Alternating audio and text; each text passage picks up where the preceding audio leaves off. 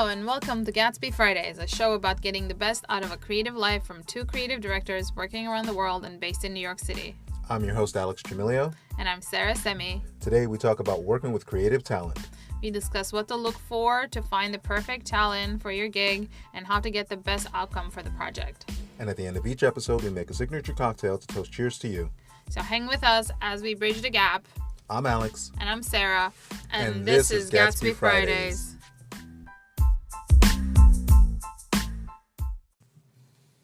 Sarah, before we get into our conversation, let's do a check-in. How are you, and what are you wearing? I'm anxious, as the rest of everybody. So you should let everyone know under what circumstances we're recording this episode specifically. Well, today is 2 days after the election day. Yep. And we still don't know. It's down to like 5 states and 2% and 3% differences. I am on pins and needles right now. And I keep obsessively checking New York Times. I'm trying to avoid it. So that's what I'm feeling. The first night, Tuesday night, I slept like 10 hours. I think it was a avoidance of some level, like to not be aware, but then I paid for that last night by not sleeping at all. So It doesn't balance itself out. You need your rest. No. So, that's how we're feeling. I think that's how we're both feeling. True. I'm wearing skinny high-rise jeans, a crop black sweatshirt, black sneakers. I like it. It's basic. I couldn't deal. I needed it to be simple and comfortable. How about you? What are you wearing? You know, I got dressed today, and there's a lot of contrast going on here. I'm wearing like a warm up jacket for no particular reason other than it was a little bit slightly warmer today, so I didn't need a coat necessarily. And I'm wearing cargo pants. I don't know why. You need a coat. You never know now. I have a light denim jacket that I'm also wearing. But you know what's interesting? I am speaking of this whole kind of election season that we're all in. I've actually decided to wear my Yeezys. And I know, Oh, come on. Kanye West is a controversial figure, but I got to tell you something. This is my political 2 cents. I read already that 60,000 people voted for Kanye West. Now, your vote is your vote. You could do whatever you want with your vote. I am not going to be the one to preach to anybody, but this is what I'll say about that. You need to just be more smarter with your vote. I think it's not wise for you to throw away your vote like that. Yes. Even if you were doing it in fun, and I know I'm sounding preachy, and I don't want to sound preachy about it. I'm just saying you should be a little bit more aware. I think that's a message that we've been giving since first episode. Be mindful of what you're doing, but be mindful of your actions. That it's not something that you just decide on a whim. This is not the election to have fun with your vote and say, "Oh, I voted for Kanye." This is as not a joke. No. the time. No. It's you don't have to like Biden. You just have to understand what's at stake. Agreed. That's all it's about. Agreed. You don't have to love the candidates. You just right now the alternative is so grim that that's my. You put it much more eloquently than I did because you have to be mindful. Because I am upset. Well, yeah. I am upset that people threw you threw your vote away. You threw your vote away. And we have a lot of conversations about Kanye. I know, and I don't want this to be surprising coming from you. That's why I wanted to bring it up because I don't think we should dedicate Kanye West does not need more airtime from anybody anymore. Clearly. And I don't want to be the one to start that, but I just wanted to just acknowledge that people. I've been pro Kanye West, and there are aspects of him that I am still pro, but it is just this is not the time to be silly about that. I think. Well, you also you're Kanye. Yes, you have a responsibility when you're in the public eye. If you have influence over people, he also has a responsibility to act more consciously and more mindfully. I understand what you're saying. Fame does not give you free reign to be stupid. But everyone can, you can say whatever you want. Exactly. So he has a voice just as much as anybody else to say whatever he wants to do. Hey, it's look, just if that I was a nominee, I wouldn't get 60,000 votes. So clearly, he has an audience. But I also think that if you earn that audience, guide them mindfully. Well, you would think, but here we are with a president that is exactly guiding a whole nation and not mindfully. Like, exactly. Anyway, so we can get into the that can drag out all day long, and this by the time that this episode airs tomorrow, I'm hoping all of this conversation will be a fun anecdote and not a grim oh god moment. We can only hope so. I'm not calling anything until it's I'm too scared and cautious.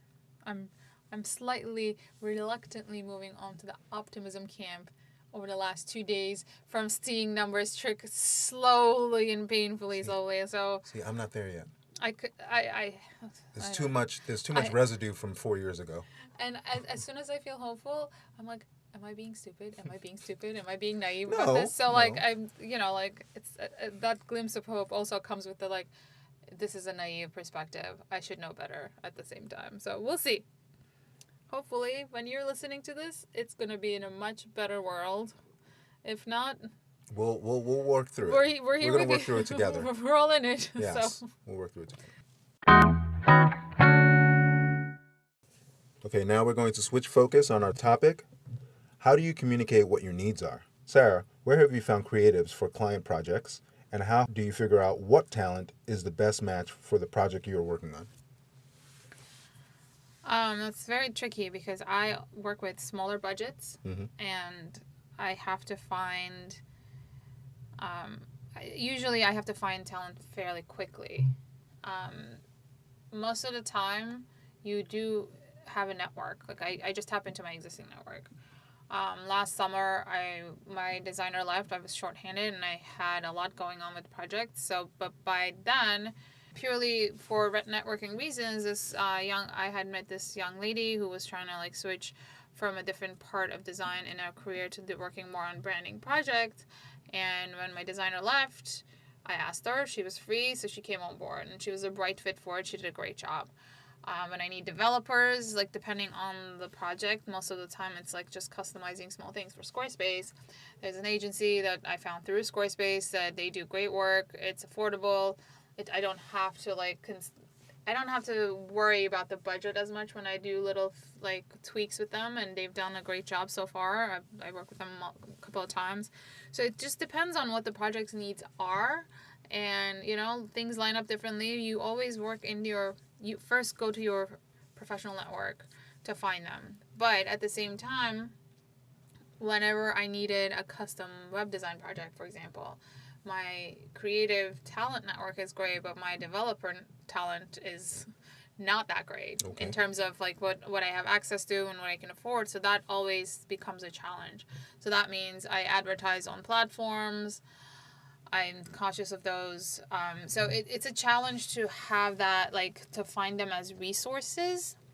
And this coming from someone that I already know what the needs are and the project is. So if you're company that isn't creative, that's not your focus, and you need the creative help, I can imagine it's a huge battle to figure out the perfect fit for your project. You may not even fully be aware of pros and cons of when you're evaluating certain people's skill sets, if they would be a good fit, because it's not just personality that you're looking at, and the skill set isn't always cut and dry when it comes to creative. So working for non-creative companies or small businesses or persons trying to find talent, you have to always try a little harder than you think you'll have to. I think you have to go beyond your personal network, because I'm a creative and my personal network is creatives. But if they're not, let's say if they're in accounting, their personal network is not going to be a bunch of designers that they can choose from. Yeah. And platforms can be misleading somehow because it's hard to navigate through if you don't know what you're looking for. You just have to try a little harder than you think you would to find that person.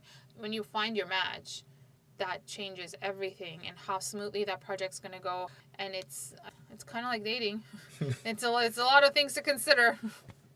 Because I'm also in a position where I find the talent for the projects that I get from the client. They've already found me. Oh. Right? Okay. So I'm the creative guidance to find the other talent that fits the project. So I have a better understanding of Yes. how to review and find them versus the client finding me is a bigger challenge for them. So for you, it's even completely different because you work in a corporate structure.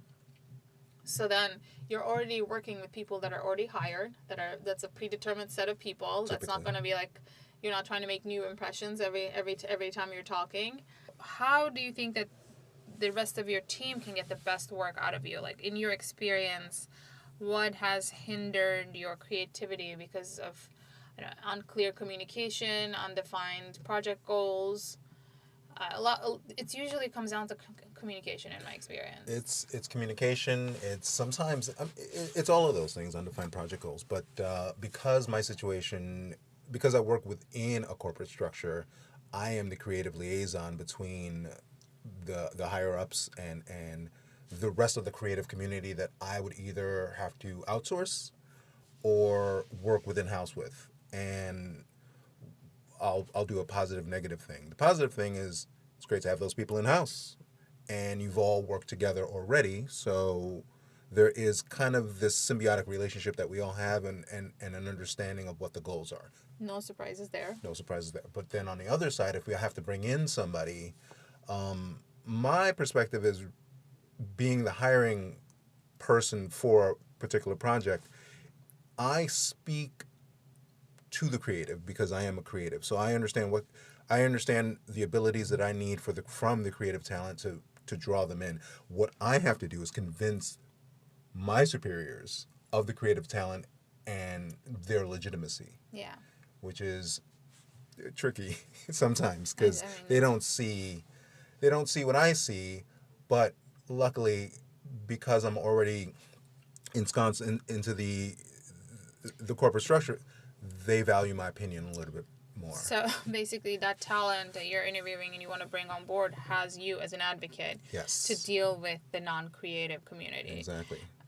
But for you, it's different. For me, I'm my own advocate. Yes. I have to go above and board to convince them. And that comes in with a lot of appearance things, right? Like I have to look, I can't be the crazy creative type with,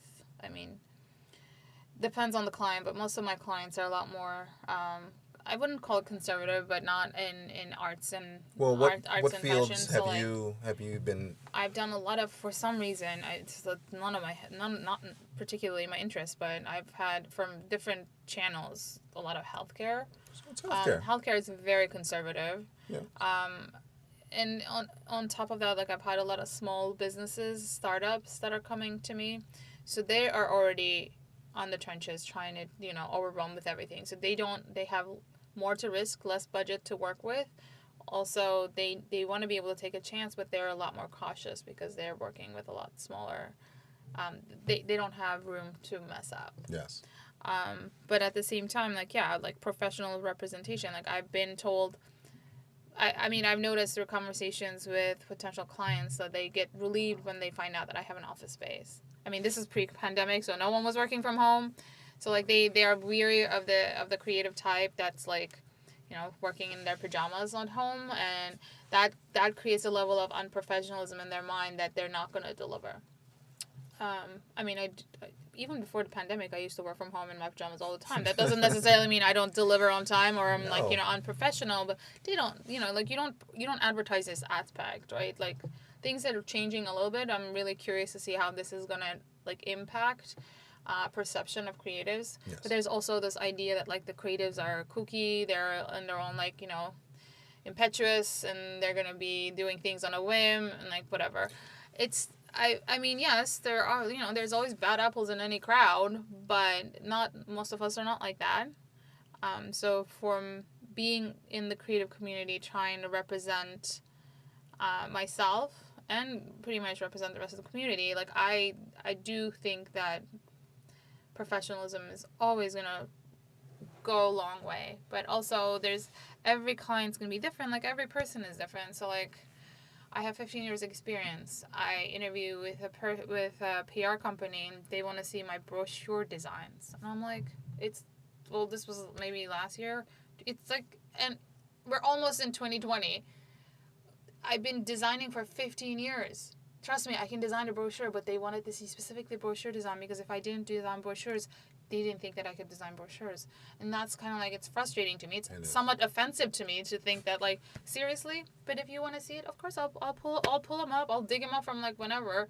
I've been, like, you know, I can do it. But the approach is for both sides to say, if your need is brochures, you don't need to specifically see that particular thing. You need to look at the work overall. If they're able to present even their own work properly, and to improve the communication as a creative, don't be offended. They're just trying to make sure that you're the right fit, and maybe they're not. Maybe they're asking too much, but you know, hey, put the work together. I'm grateful for my position, because I'm an advocate on the inside. And oftentimes creatives will come in and, you know, because I procure the budgets, I procure the personnel to kind of put a project together, and all of that needs to be wrapped up and presented to the rest of the company as a viable direction, as it were. And what's great is that when I hire talent, I vouch for them, but I'm also not looking.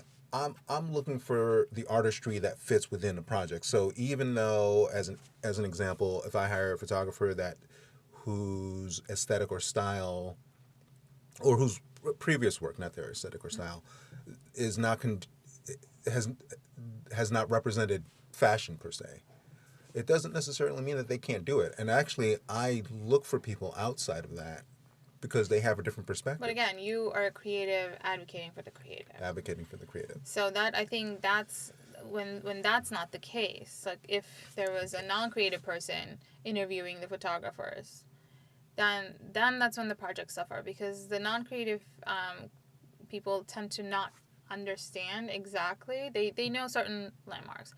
I've been interviewed by a startup. When I say, I mean, it's a couple coming up with an iPhone app. They wanted to see wireframes.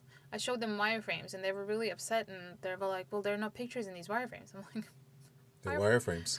They're wireframes. They see, this is the thing. Like, I think I would highly recommend, if you're going to hire projects, just do a little bit of research on what you should be looking at. Someone told them to make sure that they have wireframe experience.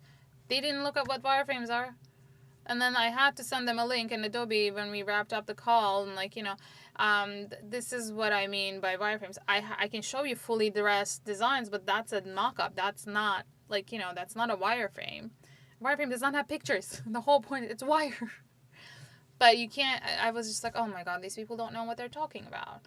That's on you to educate yourself for your own project. You don't need to have the vision to look at an artistry photographer to see the fashion compatibility. That's why they need someone like you in between. But if you need to hire someone that's going to design your iPhone apps, and you should know what that actually entails. So I have to go in and do the battling up front to prepare for the project, and bring in the people and legitimize where the direction needs to be. But ultimately, the clear, bigger, overall arcing direction needs to come from up top. Yeah. I take that and disseminate that knowledge out to the people that I have to hire. So it's important for the direction on top to be clear enough for me to hire the people that come in. You know, I am oftentimes, within my structure, working with people who are non-creatives as well. Yeah. And I have to be my own advocate for the project, and also its direction. And they have to be clear and comfortable with the direction that I'm going in. Yeah. So, I mean, I've had clients where they trusted me fully, and they followed, when I presented ideas, they followed my lead, and those are the projects that I've actually ended up with more successful results. And in my opinion, and like in my defense, like I'm not the type of designer that says, you know, like, this is the right design, and if you don't understand it, you don't understand it. That's not my goal. My goal is that if the client isn't happy with the results, then I didn't do my job right, because my job is to figure out what they're looking for and translate into something that they're happy with within my skill set and within what I know and what would be the best for the project. But that is a two-way street in terms of the conversation. I have to listen to them, but they also have to listen back to me.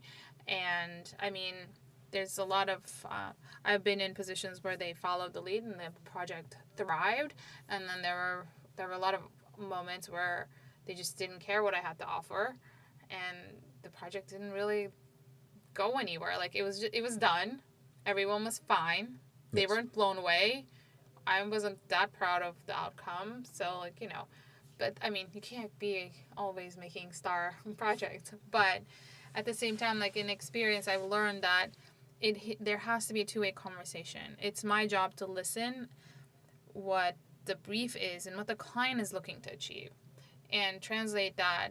But it's also on the non-creatives to really trust. If you brought in someone, take a leap of faith. Just give them a little leeway. If they're going in the complete wrong direction, I'm not saying like follow them, jump off a bridge, but at least you have to trust the people that you brought on board. Well, that's about clear direction. Initially. Clear direction, but also even with the clear direction, they're like, well, we know we want this, and then you kind of start going in that direction. For example, one of my longest standing clients, like, terrible way to design websites, but we're always updating one page at a time. I'm like, you can't do that. Like, it's a wholesome thing. Like, if you just take one page, that doesn't really lead to anything. Well, it's a whole system. It's a whole system. We can't just, like, design one page at a time. But then, like, they're always sending me these, like, pages, like, screenshots from, like, Squarespace, and look how amazing this is. And then I put all of that negative space in there, and I do that minimalistic approach. And then they're like, no, we don't want this. We don't want this. We don't want... Like, they slowly, every round, strip it back. And then we end up with icons that are like 3 in a row. And then it goes to the top. And then the CEO says, well, this looks like a PowerPoint presentation. I'm like, well, of course it does. You guys drew it that way. But in that corporate structure, I'm the freelancer, the outside resource. And I only have that much influence. Like, I'm not brought in. I mean, I'm brought in for my expertise, but I can only fight so much. To the point where this summer I said, guys, let this be, because you keep giving me this feedback that the website design's not looking to your liking, but also every time that I take a leap of faith, you kind of just bring it back. You got to be a little bit braver and follow the lead. We're never going to go out of this like really stuffy structure if we just don't make that jump. A lot of back and forths, and that's kind of nature of the job. Like, I don't get frustrated. I have clients that apologize when there's like another round, and I'm like, it is. Like, it's nature of the business. I can't be complaining and stomping my feet about it, because it's iterative. If you're not iterating, then that's not really no one's gonna be happy with it. My first shot, we might come back to it after 3 iterations, but I never expect to hit it in the first go. So I think just listening to each other and improving communication is really important from both sides. And as creatives, I think we do have the responsibility to be more patient and guide the client without being like, well, this is the right look. Well, this is the right color. Like, instead of being defensive about it and just trying to hear what they're worried about and try to guide them in a way. But also, as non-creatives, to make the project more successful, you have to trust the people you hired and kind of listen to them a little bit more than, in my experience, I've been listened to. Take that leap of faith. Outside status. Sarah, you're brought into an organization to spearhead projects. What has your experience been like outside of the corporate hierarchy? Well, you bring people in and you manage the talent, so yes. Like they at least deal with someone creative when you deal with them. But then you also. But I still have to deal with the creative personalities, and oftentimes, I'll have 20 people, 30 people, to kind of that work in different departments, and I have to figure out who works best with each other. Sometimes the photographer is not working well with the makeup artist, or the model is not really responding to the direction that's being given, or, craft services brought the wrong sandwiches. As silly as that may sound, that actually happens. But once again, when I hire to the talent And also hire to the personality. So not just to say that talent is overall Yeah. is the overall arcing thing, but hiring to the personality, making sure that, look, I start a project, I go on set, I am a very chill person. I want a real chill vibe.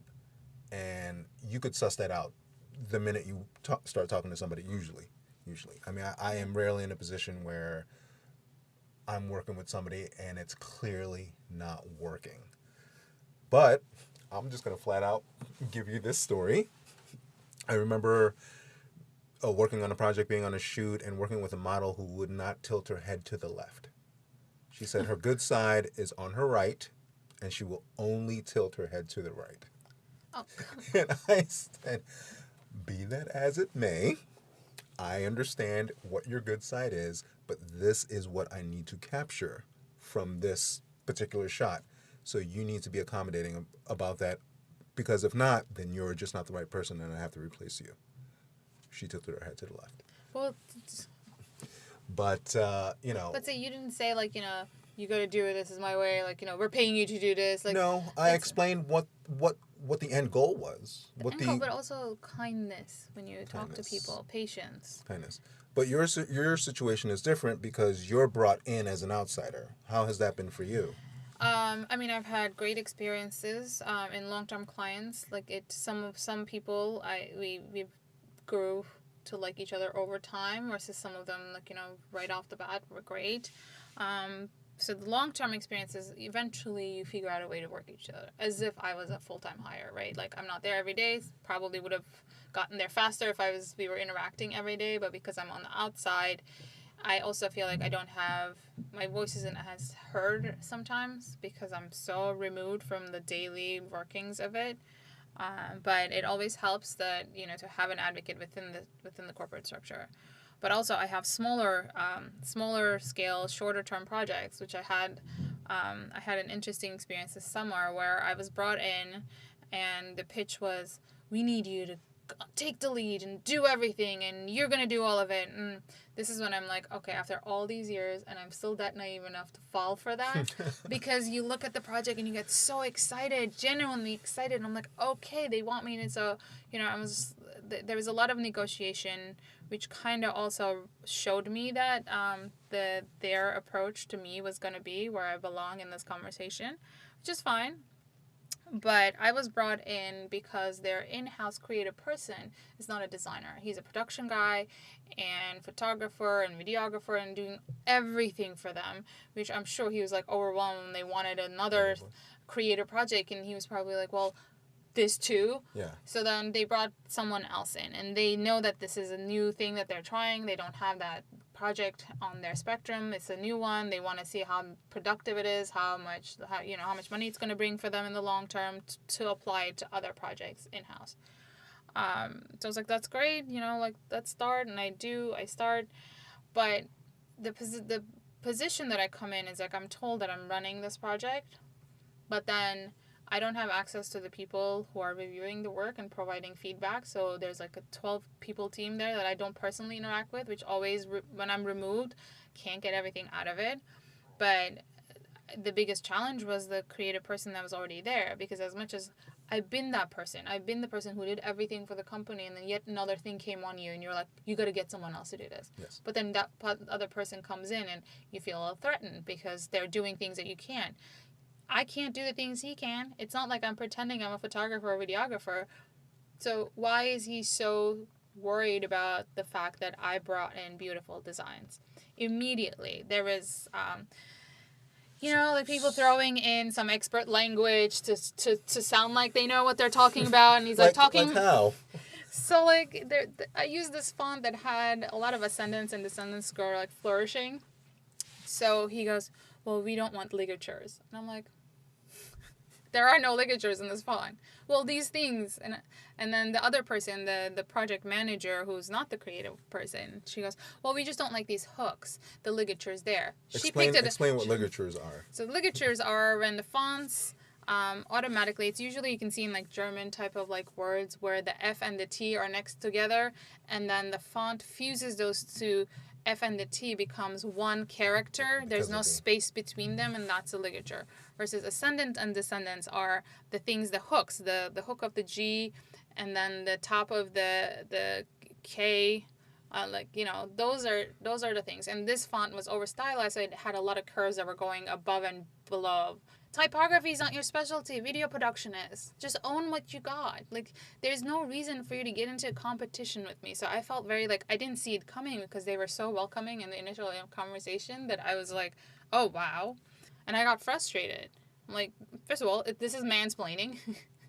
And this is the creative person within their company. And when you're on the outside, it's really hard to navigate these things. But those things, people are people. You will get frustrated. You will like it. But I wasn't getting feedback. I was getting... It wasn't feedback. It wasn't about the quality of design. It wasn't productive to the conversation or the project's well-being or anything. Like, there was these little tidbits that happened this summer, so I'm just like, oh my God, nothing's ever going to change with this. But I can learn how to manage my expectations and manage these conversations. But from also the non-creative side, just ask me, do you know what this is? And if I say yes, move on. Like, listen to what I'm saying. Just because I'm on the outside, and I also think that the fact that I look younger always works to my disadvantage. That when I present something, it's like I'm not listened to as an authority. But from a client's perspective, you brought me in for my expertise. You looked at my work. Let me do my work that you brought me in for. So as a recommendation to the non-creative people who are bringing talent in, just trust the fact that you decided to bring me in. Let me do my thing that you brought me in for. From the outside, it's harder because I don't get to interact with the whole team. I'm too removed from it. And I get very, very short briefs of time to really present myself. And I look young and I sound young despite all of my experience. And it doesn't matter what my work says. I'm always treated like a little less. So just trust the process. Trust your creative, because they know what they're doing. And if I failed, if I didn't deliver, then you have right to concern and you can call it up. I think that's something. But also there's feedback, right? There's feedback. I was thinking from my perspective, being the creative on the inside and hiring people.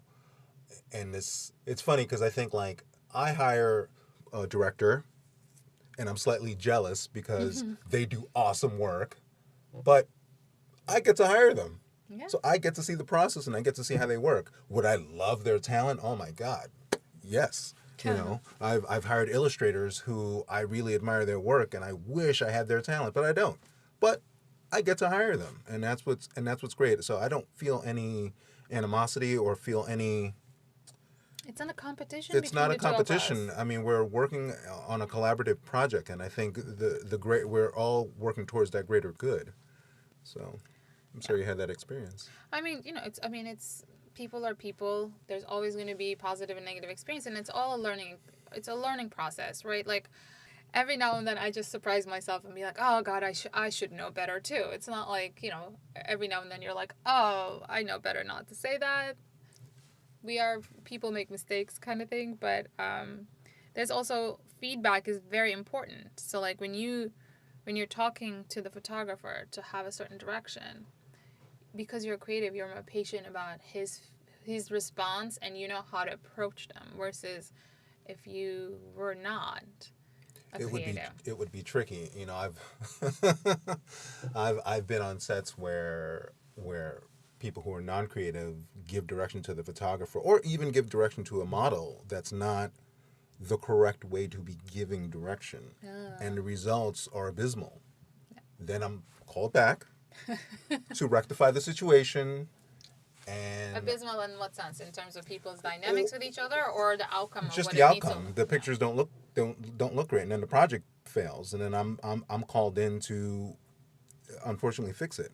But once again, I'm the creative on the inside, so I think there is a buffer, and that is good for them to have within me. Yeah. But see, like, you're not. I think my this last experience I mentioned is, I think, there was a buffer. It's just the buffer did not was insecure in his position as a buffer. That's Instead of actually working with me, he was kind of on the defensive about everything. Actually working against the project. Pretty much, yeah. Yeah. He did. So there's that, and then there's the feedback that's kind of like vague or impetuous, like, I don't like it. Okay, you don't have to like it, but tell me what you don't like about it. Being a little bit more specific. I know that I don't like it is not feedback. I need you to tell me what you don't like about it, what you would like to see. Tell me about your feelings. Tell me what you're seeing that you don't like. Anything. It's basically the constructive criticism that you need, the roadmap that you need. If look, even though I'm on the inside and I am more in tune to whatever the project is within the corporate structure, I still sometimes don't know what the direction is, and I'll present an idea that is just doesn't hit the mark. Yep. I need to know why it doesn't hit the mark. Yeah. You know, and I go through that as well. No, I mean, I've also had clients that are creatives themselves, which creates a different type of challenge because they are looking for a specific thing and they're not getting. But at the end, I feel that there's less ambiguity in those types of situations because they know what they're looking for, and I respect that they know.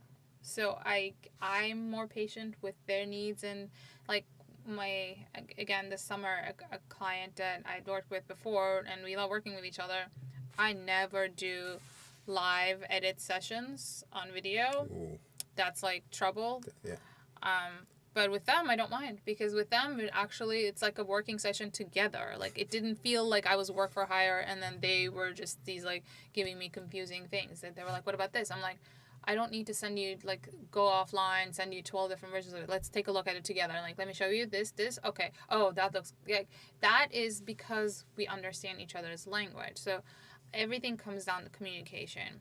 So if we are already speaking different languages, if you are running an accounting startup, you need to listen, but also understand. I understand that you don't know everything I'm saying, but also the leap of faith. But also you can't just say, I don't like it. When I say, what don't you like about it? You can't just say, I just don't like it. Because I'm trying to get more out of you. Like you have to elaborate. You have to talk about it. And the conversation, it might take longer. You might be writing longer emails than you like. But there's that. Well, that's the point that I wanted to make on top of yours is that sometimes being a non-creative, you don't know how to speak to a creative. You don't know exactly what are the words that you're looking for. You don't know what. And once again, because I am on the inside working directly with the corporate system, I am more in tune to the personalities. Yeah. So I could feed off the personalities, but you, because you're being removed, you have to intuit. Yes. What that's going to be, and it's much more difficult for you. It's harder to read their minds, and I'm comfortable enough to ask more questions, even if I'm not getting certain answers. Try to guide the conversation to a more in-depth place where I can make them talk. Yes. But sometimes they're not responsive, and that's when it becomes harder, and that's when I get to a point where I'm like, okay, this client. This is as much as they will let me, and this is the most I can do, and I have to let it go. I guess this bridging the gap title works for both sides, I would say, to glean some information, because interestingly enough, you and I work on both ends of this and like in very different aspects of it, and it takes both sides. It takes two to tango. You can't just say, I'm doing this right, the client's not understanding me. It's your job to understand the client. But also the client is going to be sometimes more difficult, sometimes more open. But you gotta have to kind of have the gut sense of where you can take it and not. But for the creatives, I would say, trust the process. Trust the person who's trying to guide you through it. Let them do it. You hired them for that purpose. I think my biggest challenge has always been this wall that comes up because I'm trying to get more information out of them when they're not happy with something and they read it as defensive. That happens a lot too. Like, just trust the process. I'm trying to get you somewhere. Trust the process. Yeah. When we get back, we'll continue our conversation. This is GATSBY Fridays.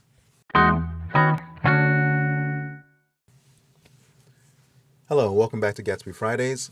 Sarah, let's circle back to the beginning of our conversation and highlight the first steps into building a good connection with clients. What would you say are key? Well, there are two perspectives. Yes. There is the creative team's perspective, creative team person, and then there is the client, who's most likely is not the creative side they're bringing you on board. I think both sides need communication and patience. Trusting that everybody knows what they're talking about. As a creative, you can't be defensive that your work wasn't received as positively as you expected, because that would be a dream. But also, dream in the sense of like it would be great to have at the first round. But be patient with the client. They are the ones that need to be happy with the outcome. It's at the end they're gonna be the ones that live with it. But for the clients, I would say you have to trust the people you hired a little bit more. Give them a little bit more trust. Let them run with it. If they seem to be completely off, then you can voice your concerns. But I think there needs to be trust between the two and a little bit more of a clear communication. Talk more. Talk as much as you can. Talk to the point where you're like, oh my God, I can't talk to these people anymore. But that's the only way that you're gonna really find the best outcome for the project. I would also, I think that's great advice. I would also add to that, do your research. If you're in a organization, ask around. Start talking to people that you wouldn't normally talk to and ask, hey, do you know somebody who's capable of doing X work or Y work or Z work? And bring them in. I feel like there's a resource that's not being utilized in-house to expand your network outside of it. And if you just start asking around, especially as a non-creative, asking the creative people within your organization. Yeah. Sometimes I won't know who to hire for a specific thing. One case in point, an illustration project. I've never hired an illustrator, so I didn't know how to even quite look for it. I know what type of illustrative styles I want, but where would I be able to find them? And I just kind of broached the question out during lunch and asked a couple of people, and somebody said, oh, I know somebody who could do this work for you, and this is what their work looks like. Great. They were hired. So do your research and ask around. Yes. It's okay. You're right. Ask around. It's on the client to find the talent, but it's not going to fall in your lap. You have to really look for the right fit. Now let's move on to our favorite part of this and every episode, our signature cocktail. Alex, you met with the client, but the contract is not signed. You decided to take him out for a drink and seal the deal. What do you order? Okay. I like that copy. So I'm going to speak from the creator's perspective first, and you want to make sure that you are taken seriously and that you can offer the unexpected. So I would suggest the New York Sour. It's a classic cocktail. It's fun to make, and it looks great. It does. It's really pretty. We've tried it, and I've made it, and this is what you do. Depending on which bourbon or whiskey you decide for yourself, that's up to you, but you take 2 parts of rye whiskey or bourbon, 1 part fresh lemon juice, squeezed lemon, half a part of simple syrup. We don't like it too sweet on our side, and a full-bodied red wine like a Shiraz. Add all those ingredients except the wine into a shaker with ice, fresh ice, and strain it into a rocks glass over fresh ice. Slowly, now this is the tricky part here, you take a bar spoon and you take the back of it and slowly pour the red wine so it floats on top of the drink. That's what makes it so pretty. It makes it really, it's a good look. We're gonna link to that on our website so you can take a look at my fine photography of this drink. And Alex in action mixing the drink. And actually making it. Wow. It's going to be on our Instagram. That's new for us.